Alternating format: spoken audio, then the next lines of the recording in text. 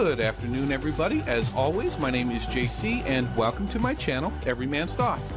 In today's video, we're going to break down everything of substance that we know about the upcoming Amazon Rings of Power TV series. There will be some relatively minor spoilers here, outlines of stories, etc., so you've been warned. So with that, let's get started. First, let's start with the basics. The first season will be released on September the 2nd and will be comprised of 8 one-hour episodes. As Amazon usually does, they will release the first 3 episodes for week 1. This tactic allows them to do better in the streaming ratings, which is calculated by total hours watched. And with 5 more weekly releases to follow, you still have to stay subscribed for a full 2 months to watch the entire season. Of the 8 episodes, the first 2 are dedicated to far backstory, likely the development of the Valar in Valinor. If you check IMDb, we do see that actors portraying characters of mortal races do appear in all 8 episodes, so they all are going to make an appearance, but from what we know, the focus is likely to be on the Valar. There were rumors that the first 2 episodes would be 2 hours long each. However, this same request has been rejected by Amazon and its production partners for other shows, so without confirmation, I suspect this is not the case. Now, with the last 6 episodes, things get a little tricky. We know the show is going to have stories surrounding Isildur, who was born just after the year 3200 of the Second Age. We also know these stories will take place before the sinking of the island of Numenor, which happened in 3319 of the Second Age.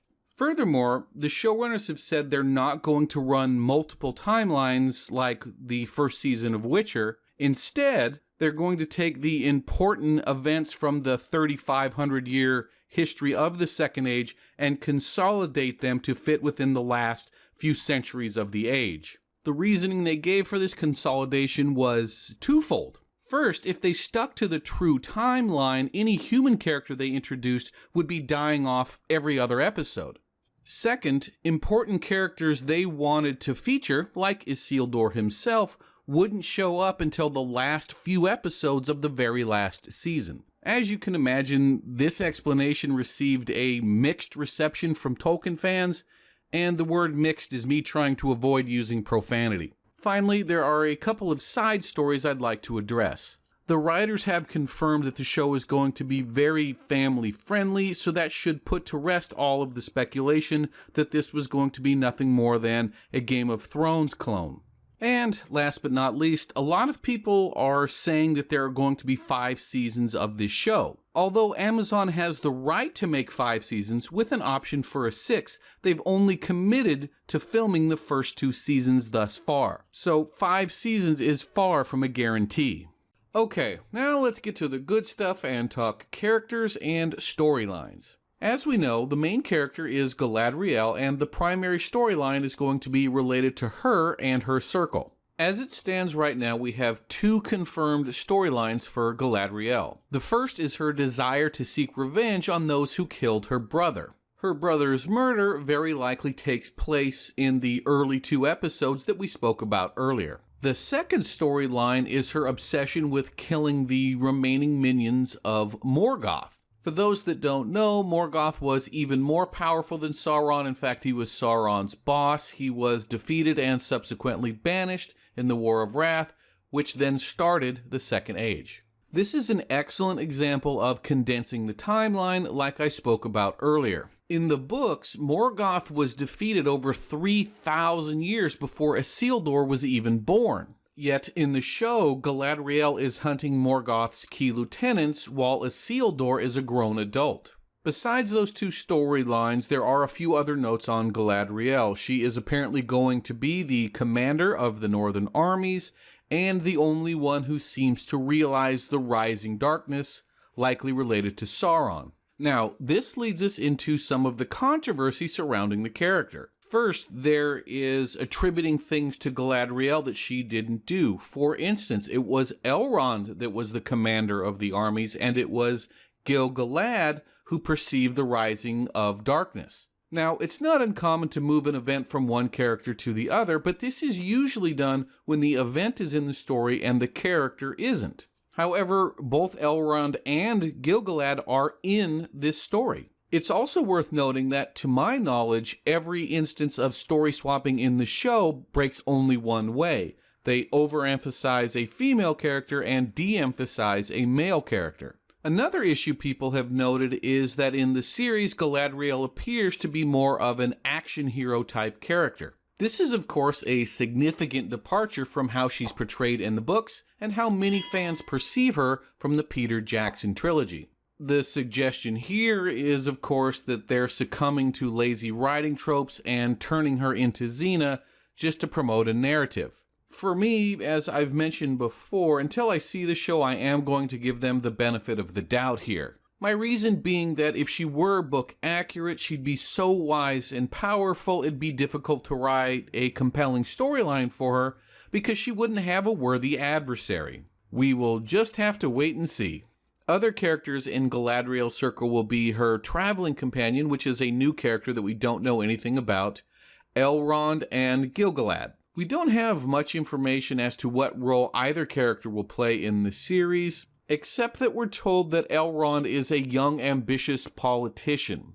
In either case, it does look as if both are going to be significantly diminished. From this point forward, you essentially have to make an educated guess as to what will be the second most prominent storyline, and it will likely change week to week. Of the stories remaining, the one that I think will get the most screen time is that of Isildur. You probably remember Isildur from the Peter Jackson movies, where he cut the ring off Sauron's finger with the broken sword and then refused to destroy the ring at Elrond's request. As it stands right now, there are only two storylines that we know for certain have already been planned into the show related to Isildur. First is the exploration of the Numenorians into new lands that will eventually become places like Gondor, and the second is the eventual destruction of the island of Numenor. We don't know for certain yet, but it's a fair bet we'll also likely see the defeat and capture of Sauron and Isildur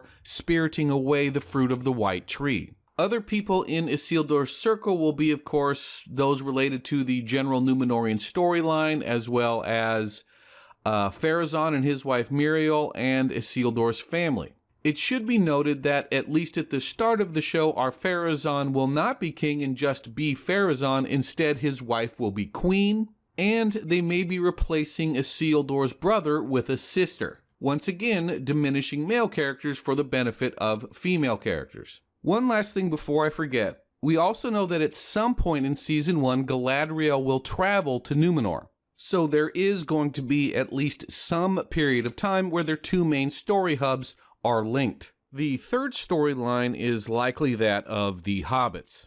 This is, of course, an educated guess, but that guess is primarily based on the presence of Lenny Henry. Mr. Henry is unquestionably the biggest name associated with the show thus far, and it's unlikely he would have signed on for just a bit part. Furthermore, we know the show wants to appeal to the family as a whole, and based on what we know of the storyline so far, this would be the best opportunity to do so. So then what is the Hobbit storyline? They are apparently going to be a wandering tribe of multicultural people who rely heavily on stealth and anonymity. Essentially, they want nothing more than to stay out of history's way and remain unknown and irrelevant. Their journey or story is interrupted when they see a man that falls from the sky. Right now, the best guess is that that man is one of the Blue Wizards. Beyond the Hobbit's desire to be left alone and meeting the man from the sky, we really don't know much about their storyline other than it will likely be, again, family-oriented.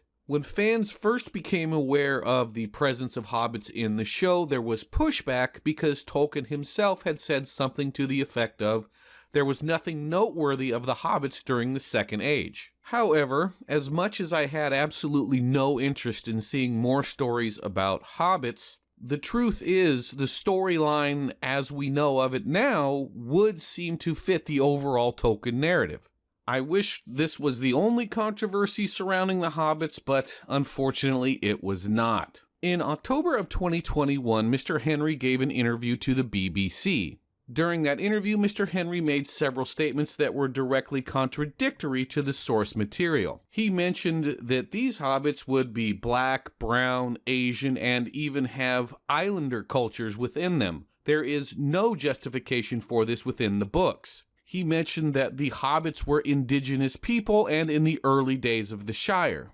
Of course, the Shire didn't exist in the Second Age, and the hobbits certainly were not indigenous to it. In fact, the Shire was human lands, and when the hobbits got there, they settled it with the blessing and protection of the human king. Subsequent interviews with other people related to the show do seem to walk back some of the contradictory statements, including the fact that there will be no Shire in the Second Age. Beyond that, all of the other issues still remain. And next on the list would be the dwarves. As both dwarves and Moria itself are both huge fan favorites, it's hard to imagine the dwarven storyline taking fourth in precedence, but I think that's where we are. We don't know a lot of their story as of yet. There is currently a Durin the Third, and there's already in place a Durin the Fourth. We also know that Durin the Fourth will have a very serious accident and likely be killed, I'm guessing rather early on in the series.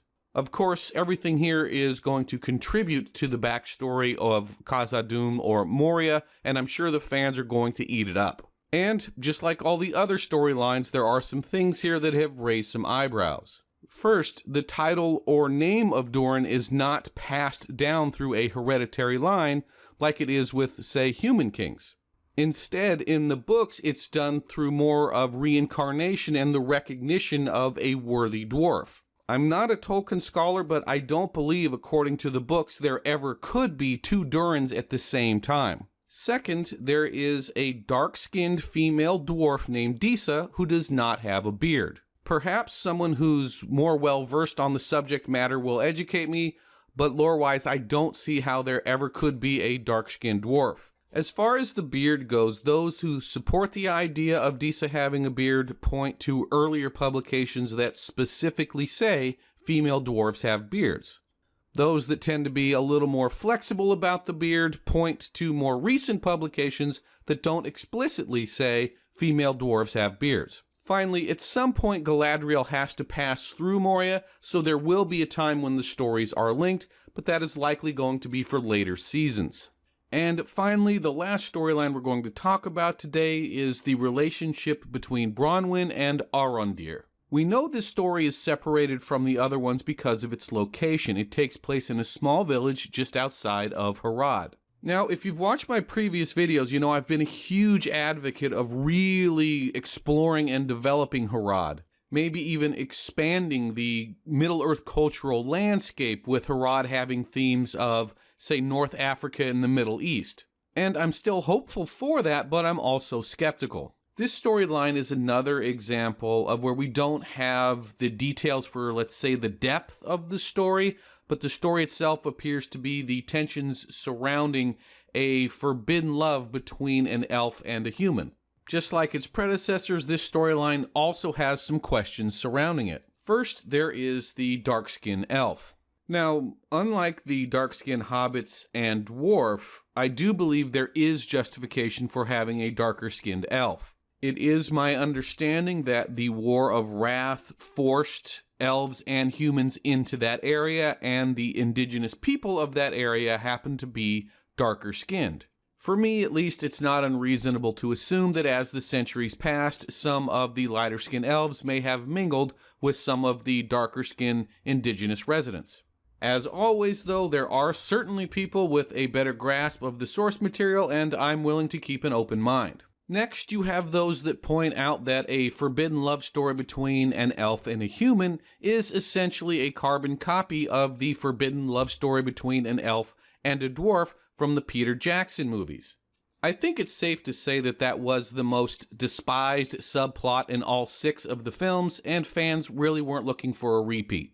And finally, you have fans asking, because of its location without a blue wizard or Sauron, how is this being tied back into the greater story in general? Hopefully time will tell and we will see.